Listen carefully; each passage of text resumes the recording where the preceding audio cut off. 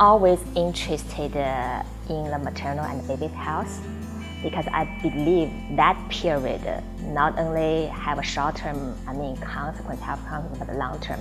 So if you are born healthy, you have a very low risk to have other chronic diseases and development problem compared to other babies who do not born healthy.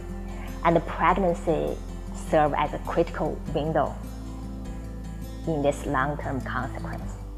So that is why I think if you can provide the best service during the pregnancy, you have huge impact on the moms and the babies. I came to Greenville and started working at the OB Center. I looked around and there were a number of different challenges that my patients were facing, and I thought centering pregnancy group prenatal care might be a really nice fit for the practice. In centering pregnancy, women who are due to deliver in the same month meet together in groups of 8 to 10 for their prenatal care rather than coming individually for visits in an exam room by themselves. And during that group time, we do the physical assessment of routine prenatal care. We also do a lot of the education that tends to be more traditionally done in the childbirth education classes. And then we also have a really neat, unique time for social support and bonding and relationship building to happen within that group of women.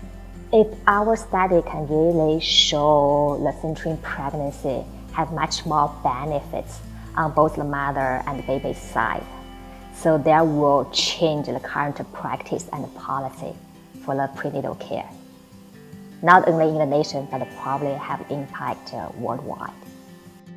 After we'd been using centering in our practice for about 1.5 to 2 years, we did a look back at our patient experience, and we found a really significant impact in preterm birth for the women that were in centering. South Carolina in general, but really all of the United States, has a long-standing documented history of a racial disparity in the rates of preterm birth. So Black women tend to deliver prematurely at a much higher rate than white women in general.